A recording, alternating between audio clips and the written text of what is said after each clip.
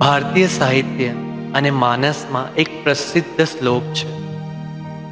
एतद् देश प्रसूतस्य सकाशात् रजन्मनः स्वस्वं चरित्र शिक्षरेण पृथ्व्यां सकल मानवा. એટલે આ પૃથ્વી તળ પર ભારત જ એક એવો દેશ છે કે જે દેશમાં જન્મ લેનાર મહાપુરુષ સંત મહાત્માઓએ પોતાના જીવન ચરિત્ર અને આચરણથી જગતભરના લોકોને નિત્ય નવીન માર્ગ દેખાડ્યો. આ મહાત્માઓ પૈકી એક એટલે જૈન ધર્મના 24મા તીર્થંકર ભગવાન મહાવીર. એમણે તત્કાલીન ભારતીય સમાજમાં પોતાના વ્યક્તિત્વ અને કર્તૃત્વથી એક નવીન જીવન પદ્ધતિની શરૂઆત કરી. સદ્ભાવ, શાંતિ અને બંધુત્વ એ ભાવના સ્થાપિત કરી. એ જીવન પદ્ધતિને આજ આપણે જૈન ધર્મના નામે જાણીએ છીએ. ભગવાન મહાવીરનો જન્મ ઈસવીસન પૂર્વે 566માં મગધ દેશના વૈશાલી નગરના કુંડપુરના રાજકુળમાં થયો હતો. એમના પિતાનું નામ હતું સિદ્ધાર્થ અને માતાનું ત્રિશલા. રાજા સિદ્ધાર્થની ગજશાળામાં સેંકડો હાથીઓ હતા. એકવાર એમના ભોજનના સમયે કાંઈક ગડબડ થતાં 2 હાથી એકબીજા સાથે બાખડી પડ્યા, લડવા માંડ્યા. એક હાથી મદમસ્ત થઈ, ઉન્મત્ત થઈ ગજશાળામાંથી બહાર ભાગી આવ્યો અને જે સામે આવે તેના ધ્વસ્ત કરવા લાગ્યો. ઘર તોડી નાખ્યા, વૃક્ષ ઉખેડીને ફેંકી દીધા અને એ જોઈ સૌ ભયભીત થઈ ગયા.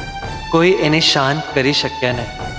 વર્ધમાનને આ વાતની જાણ થઈ ત્યારે ભયગ્રસ્ત નાગરિકોને આશ્વાસન આપી તેઓ હાથીને શોધમાં નીકળ્યા.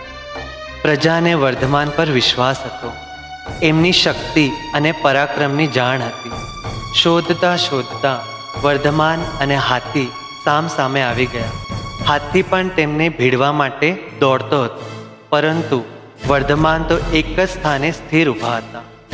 એમને સામા સ્થિર ઊભા રહેલા જોઈને ગજરાજને શું થયું તે તો કળાયું નહીં, પણ એ ત્યાં જ સ્થિર થઈને ઊભો રહી ગયો.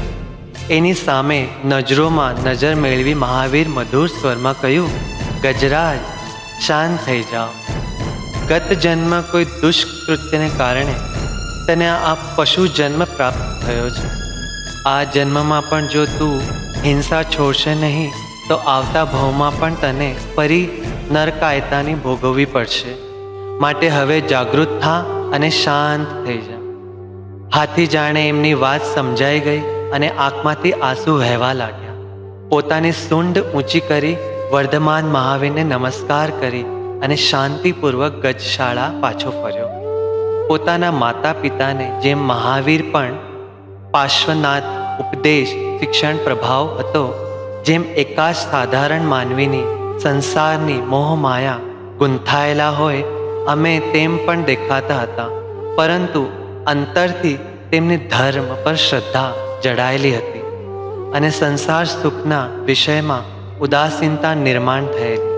ક્ષત્રિય યોદ્ધાઓને સાથે ઉજેર થવાને કારણે એ યોદ્ધાનું ગુણ તેમના લોહીમાં વણાયેલું હતું, પરંતુ આવા યુદ્ધ સંઘર્ષ બીજા કોઈ શસ્ત્રો સાથે નહોતું, પણ આંતરિક ક્રોધ, કપટ, લોભ અને આદિ તાપ સાથે હતું. એના પરનો વિજય તે જ ખરો વિજય એવો તેમનો મત હતો. આયુષ્ય શુદ્ર અને ક્ષણભંગુર છે એમ માનીને શાશ્વત જીવનની શોધમાં તેઓ લાગેલા. અંતે પોતાની માતા પાસે જઈ સાષ્ટાંગ દંડવત નમસ્કાર કરી ગંભીરતાથી કહ્યું, માતા, તું જાણે છે કે દુઃખ, વ્યથા અને રોગથી વ્યાપત એવા સંસારમાં સાચું સુખ, આનંદ ક્યાં છે? હું આત્મજ્ઞાનની શોધ કરવા માંગુ છું, માટે કૃપા કરીને મને જવા દે. આશીર્વાદ આપી વિદાય કર. પોતાનું નગર ત્યાગી તેઓ શાંતવન નામના ઉપવનમાં આવ્યા. ઈસવીસન પૂર્વ 569થી 557 એમ 12 વર્ષનું કઠોર સંન્યાસી જીવન તેમણે વિતાવ્યું. ન હતી એમને દેહની આસક્તિ, કાયાની માયા કે રક્ષણની ચિંતા. આત્મજ્ઞાનની શોધમાં તેમનું મન ધ્યાન કેન્દ્રિત કરી થયેલું હતું. ક્યારેય એક દિવસથી વધુ તેઓ રહેતા નહીં. કેવળ ચોમાસું દરમિયાન તેઓ એક સ્થાને વાસ કરતા. આવા એક ચાતુર્માસ દરમિયાન અસ્થિગ્રામ એટલે કે જે આજના બંગાળ બર્દવાન નામ વાસ કર્યો. એ ગામના સીમાડા પાસે શૂલપાણી મંદિર હતું. ત્યાં જતા લોકો ગભરાતા હતા. વાદળ, વીજળી, વરસાદ અને વિવિધ જાતના અનેક પ્રાણીઓ બિહામણા અવાજ એવા ભયંકર વાતાવરણમાં પણ વર્ધમાન સ્થિર ઊભા હતા, સ્વસ્થ હતા. આ પ્રમાણે નિડરપણે ત્યાંથી આગળ વધતા અનેક પ્રદેશ પસાર કરી તેઓ ઝુંભીડ નામના ગામમાં જઈ પહોંચ્યા. ઋતુકુલ નામક નદી એક ગામની પાસે વહેતી હતી. તેના તટ પર આવેલા એક વૃક્ષ નીચે આસનસ્થ થઈ તેઓ ધ્યાનમાં એવા મગ્ન થઈ ગયા કે આસપાસની પરિસ્થિતિ, જગતનું ભાન તેઓ વિસરી ગયા અને એમને કેવળ જ્ઞાન પ્રાપ્ત થયું, દિવ્ય જ્ઞાન લાદ્યું. ભારતીય પંચાંગ પ્રમાણે એ દિવસ હતો વૈશાખ સુદ દસમ. ઈસવીસન પૂર્વે 557માં તેમને આ દિવ્ય જ્ઞાનની અનુભૂતિ થઈ. મહાવીર તીર્થંકર થયા. તીર્થંકર પદની પ્રાપ્તિ પછી મહાવીરે જનસામાન્યને ધર્મના માર્ગના ઉપદેશ કર્યો. એમણે પંચ મહાવ્રતના પાઠ લોકોને જણાવ્યા, સમજાવ્યા.